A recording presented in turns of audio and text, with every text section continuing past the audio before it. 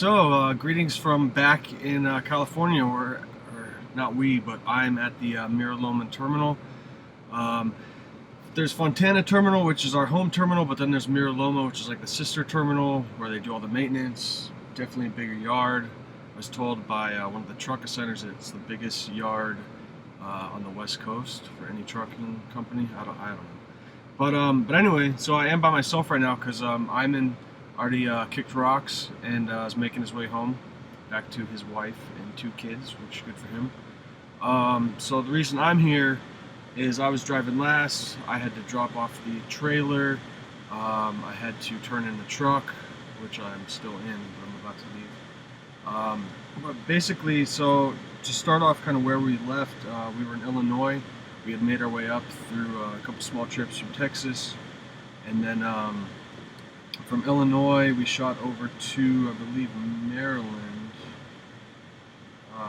Aberdeen, Maryland. And this was another really heavy load. It was actually 2,000 pounds more than the previous one I talked about in the video.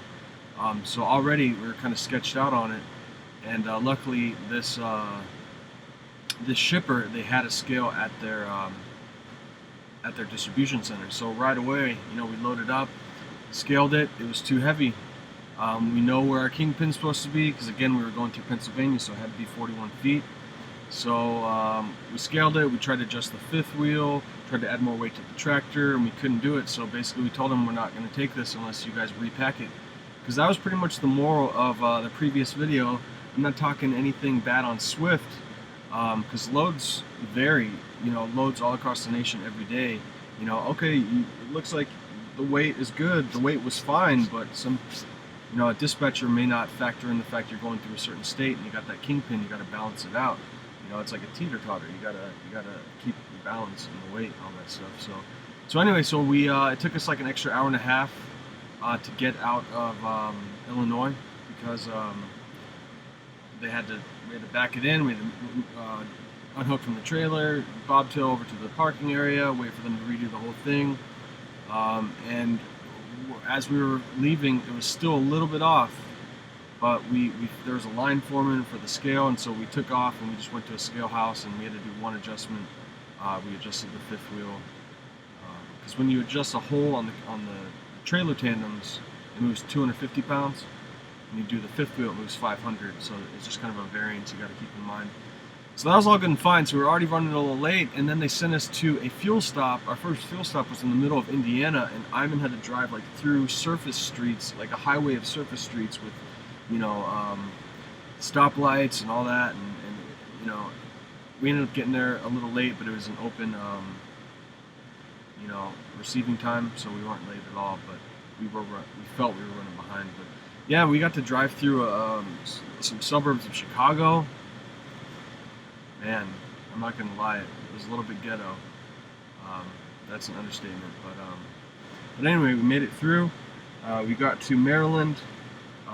Got to see Baltimore a couple more times. Baltimore's one of those cities I've never really known anything about.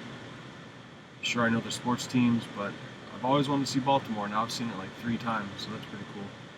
And then we made our way from Belcamp, Maryland, after Aberdeen, went to Belcamp, and then we were going to go to Memphis to do a T-call. This load was originally going to go down to Indianola, Mississippi, but they wanted us to T-call it to the Memphis, Tennessee terminal. So we were making our way, and then probably mid-Maryland, we had 2 check engine lights come on. We just had our doctor visit 2 videos ago in Greer, South Carolina, like 10 days before, not even 10 days. So here's this check engine light coming on, 2, mind you, and so I call Swift and I send in the macro and wait 20 minutes. They say if you wait 15-20 minutes, give them a call. So then I call another person. As I'm talking to them, the other people call and I don't pick up, and then they're sending macros like, you need to get a hold of us. And I already spoke with this guy, and he said, that's fine if those are on, as long as this other one doesn't turn on with this weird little symbol. It's like a, what's it called? It's like a, think of it, like Poseidon, his like trident, the trident. God, I lived in Seattle for 2 years and I couldn't think of that. And Hunger Games, whatever. So it's like a Trident, a sideways Trident with like some water going through it. And he said if that goes off, you need to pull over immediately and like drain your like air filter tank for an hour. I don't know. Anyway, nothing happened. One of the lights ended up turning off later that day, and then the second one turned off like the next day. So I just brought it up with the tractor assignment guy, and he said, if you want to turn it in for maintenance, go for it. But I'm ready to go home. He said if the light's off, then you have nothing to worry about. So anyway, so that was kind of a little like but it's all good. Again, this truck has like 49,000 miles. So I don't know why these engine lights are going off.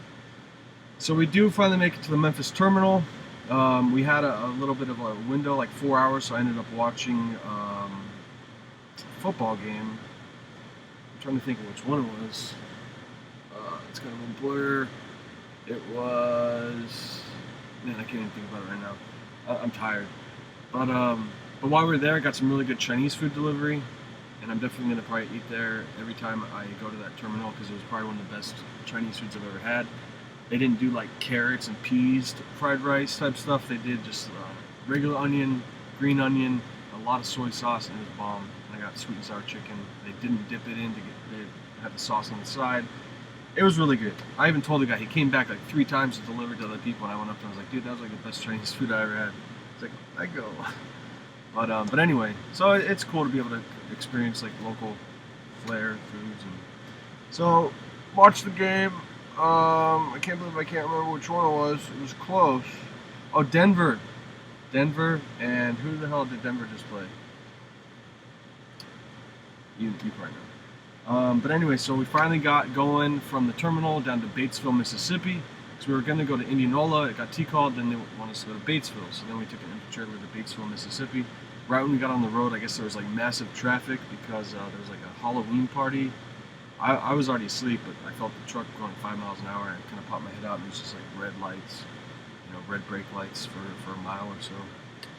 So we finally get out of that, and then it was pretty much pedal to the metal. I'm not gonna lie, it was Ayman and I, we've gotten pretty good at doing our pre-trip, post-trip at the same time. Straight up half-hour break, and so he drove from Mississippi to I think. No, right when we got the load, I had to take over. So then I drove through Arkansas, I got into Texas, he drove Texas into New Mexico. No, and then we stopped at my favorite truck stop, Russell's, off I-40, right, first truck stop, far east of New Mexico off the 40. It's called Russell's, pretty cool. And then he made his way into Arizona near Flagstaff, and then I picked it up today. Made our way. We've been balancing our hours. Ayman has taken 2 34-hour breaks this whole time. I've taken none. He's driven some more miles as me too, but that's not the point. It's about keeping the truck rolling. He's ahead of me like 1,100 miles. I don't know about at this point, because I ended the shift. It's probably like 5. He's like a shift ahead of me, so it makes sense. But that's the thing you got to do with the team. It's not like, oh, I drove more miles. It's like, dude, whatever keeps the truck rolling, whatever gets us there on time, we got to balance it out. You get the rollover of the first day to be your 9th, and the second to be your 10th, with your 70-hour maximum in 8 days. And so we're just figuring out the whole balance. We're figuring out how to balance each other with, sometimes you're tired, sometimes you're short-tempered, sometimes it's, one thing, I mean, I get along great, totally great. But again, it's still a job. I mean, I'm a little more in your face than he is. He's a little less assertive than I am, and so maybe I'm a little more overbearing, sure. But all in all, we're balancing it out, and we feel like we're a pretty good team. And some people hate teams because they can't find a decent person to go out with. But Ayman and I are friends initially, and then you throw the fact that we're working and we're just cruising and seeing the country. It's pretty dope. Then I finally got my dashboard cam. I returned the $80 dashboard cam I got from Love's. It was having a lot of trouble seamlessly recording. Like, I'd record 30 5-minute videos in a row. It would cut out the 3rd, the 17th, the 19th, so it wasn't streamlined. So returned that, bought a dashboard mount for $30, and I'm gonna get my old iPhone and clear up the memory and use that for it. So, but anyway, so we're here, and I'm gonna go out solo for 2 days, so we don't lose our truck. So Ayman's got off till the 2nd, and I am off until coming back Halloween at 6 p.m.